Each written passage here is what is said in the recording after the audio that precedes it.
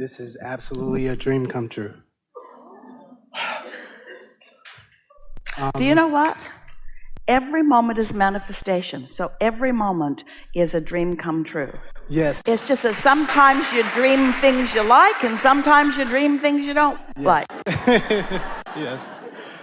First of all, my friend wanted me to promise that I mention his name. His name is Andre Hills, and he introduced me to the secret that led me to the law of attraction, and it changed my life. Fast forward to present moment, I've basked in all the manifestations, the experience, the juiciness of life, and interacting with people that led me to this moment. That collaboration is so good, isn't it? It's so juicy. I appreciate life more, but I've come to a place where I'm an entrepreneur and I want to be the boss. You know, I'm a soft-spoken person, I'm a polite person, I'm a loving person. But sometimes I think people take advantage of that vulnerability.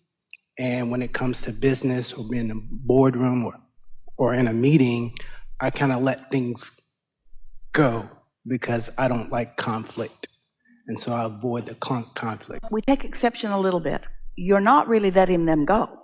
Because when you feel some dissatisfaction in how it's coming down in the boardroom or whatever you're talking about, you launch an intention that becomes part of the mix. And your inner being, who knows that you are the only boss, gets all over it. Because you are the center of the universe. You are. And just because they don't know it, won't hold you back unless you accept some version of their version. And you're not really doing that because you don't like it. That dissatisfaction lets you know, oh, something's off here.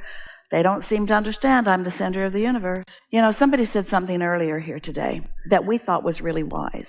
A less secure ghost might get their feelings hurt, but we never get our feelings hurt.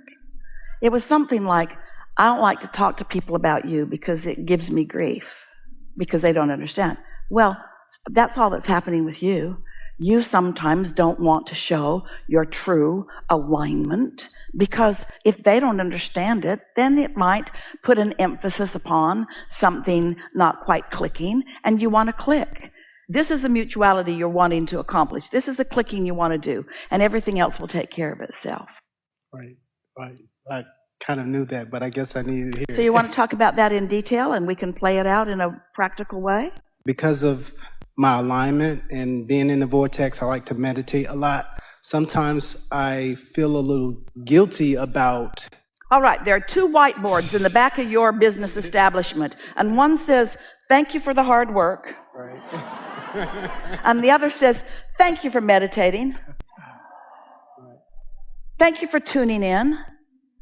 Thank you for good timing. Thank you for ease and flow. Thank you for the leverage of the energy that creates worlds flowing through you. Thank you for collaborating with us. We're speaking as the business partners that you're working with. Thank you for collaborating with us and having something to give to the collaboration. Thank you for not being empty when we play. Thank you for coming with a full tank. Still feel guilty? No. So I have this huge rocket of desire, almost atomic, where... Is it all right with you if we nitpick just a little bit? By calling it huge, you cast a little doubt on its practicality. By taking the huge part off, which makes it sound hard, and putting, I have this exciting, which puts all the alignment factors back in. It is big, and creative juices are already gathered around it, and you can feel the bigness of it. But we just want to point this out. We've never said this before in this clear way.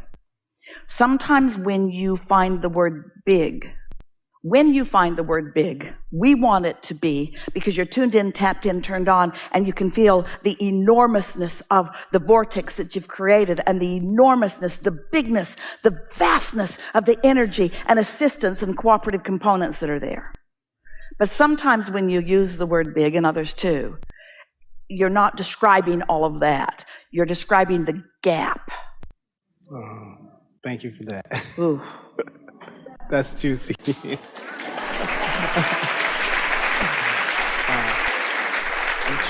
And the more satisfied you are, the more there is not a gap. So, can I elaborate? Yeah. The desire is to see myself as an influential figure globally. And I understand there's 7 billion people in the world, and we all have our own individual consciousness, but we're part of the collective. There's still that slight guilt that I feel like I'm maybe putting myself before others because I am a sacrificer and I like to give, but I want to be... Well, a sacrificer can't give, because when you're sacrificing, you're not in the receiving mode and you don't have anything to give. We can say that better. A sacrificer can give some, but a sacrificer is never in the replenishing mode. So you give until it's gone, and then you're a resentful sacrificer. Help me with that. Yeah. Where if you stay tuned in so that you keep being replenished, then there's no ending to what you can give. But you begin to recognize, you see, you can give so much to people who aren't even ready for it. And some of it will get in and some of it will just bounce off. But you're not really giving it to them because they need it. You're giving it to them because you like to give. And so when you're in this giving mode and you're just flowing, then law of attraction just finds those who are ready for it. So how do I, even though I called it I will go back and do it the right way. All right. It's a rocket of desire to be influential in business and philanthropy on a global scale. Yes. I meditate, I'm sure, is probably the best option. I guess I answered my own question. It's the way to hold yourself steady in that vibration. And it's also the way that then, because you are in the receiving mode, the impulses will come, which will cause the good timing and the rendezvousing. We're just going to give you an example. Let's say you've got something really good that you know about. Call it a product that you want others to utilize, whether you benefit from it or not, or whether you benefit from the distribution of it or not, or an idea that you think will benefit them. It doesn't matter what it is you have to give. Let's say that you've got something that you would like others to benefit from.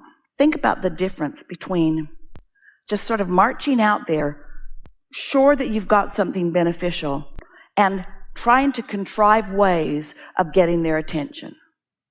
Trick them into listening, or stand on your head and do some sort of an interesting thing, sort of forcing it, not taking into consideration whether they're asking or not, or wait, even better. They're asking, but they're not letting it in. So not taking into consideration whether they're in the receiving mode or not. I don't care whether you're in the receiving mode or not. I'm in the giving mode. So you're out there saying, how about this? How about this? How about this? And they're saying, hey man, are you crazy? Hey man, are you crazy? I don't want any part of any of this. Sounds like Hollywood Boulevard. It does, doesn't it? It sounds like every Main Street business sector in the entire world. I've got something that you need. No, I don't. But feel the difference between you being in the receiving mode. Therefore, you're tuned in, tapped in, turned on. Therefore, your impulses are going to come, which are going to arrange rendezvous, good timing, with others who are in the receiving mode.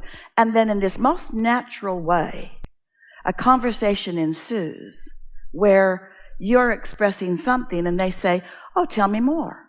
And you say, well, since you asked, da-da-da-da-da-da. And they say, oh, I like your perspective, da-da-da-da-da-da. And then you say, well, I'm enjoying this conversation. And they say, so am I. When can we meet for more of these kinds of things? They're wide open because they were asking and they were already in the receiving mode, and your inner being knew they were in the receiving mode. That's why your inner being set up this rendezvous, because your inner being doesn't see any points in you giving any presentations to anybody that's got their door closed.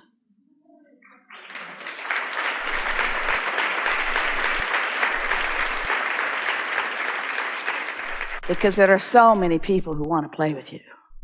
And just because they want to doesn't mean they're ready to. And your inner being knows who's who.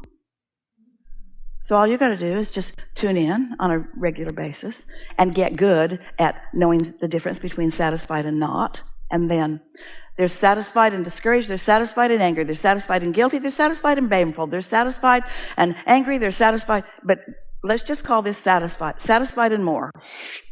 And then all these other things that you want to call all kinds of different things. And so once you get the hang of that, and you've got it, once you get the hang of that, then what happens is rendezvous just keep happening that surprise and delight you. Esther took issue. Abraham, if I'm the creator of my own reality, and if I put all this stuff in my vortex, how could anything surprise me? And we say, because you really don't know the readiness of others. And you really don't know the bigness, the vastness of your collaborative possibilities. And when you walk around a corner and there they are, and you rendezvous, oh, it is so satisfying. Satisfaction on steroids. Something more? Yes, one other topic. So my mother has been very mentally ill for a number of years. That even as a kid, she's bipolar, schizophrenic. Everybody is. Just some have learned to restrain it, and they suffer the most of all. Those that just let it happen, they do better.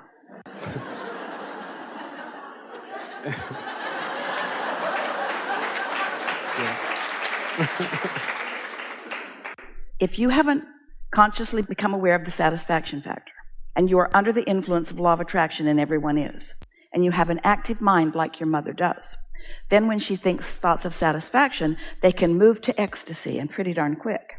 And when she has thoughts of dissatisfaction, they can move to agony, and pretty darn quick. Now, everybody is that to some degree or another. So the positive aspects of this is that she has a very active mind, and she has a very strong focus, and she's like a dog on a bone. Where she gets hold of something, the law of attraction really responds in a very powerful way. But let's not call it sickness. Let's call it a response to law of attraction, and let's call it focus. Let's not call it something that you need to deal with. Let's call it something that when you're tuned in, tapped in, turned on, you can observe it from a different vantage point than when you're not. We interrupted you.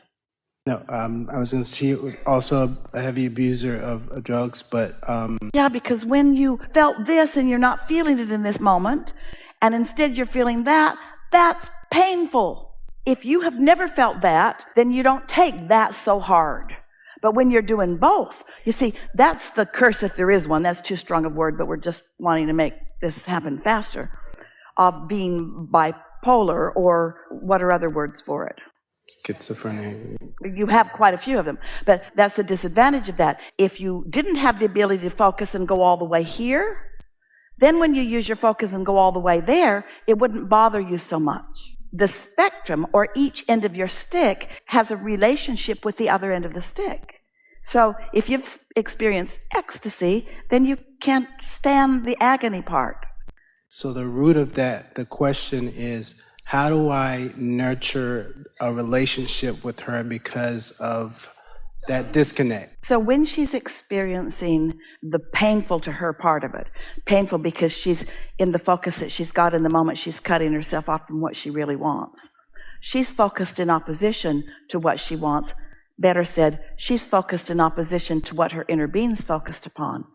You can help her by focusing toward what her inner being's focused upon. You can help anybody, even hard cases like this, by always looking in the direction of what you believe they want. You help no one when you look in the direction of what you know they don't want. I'm done.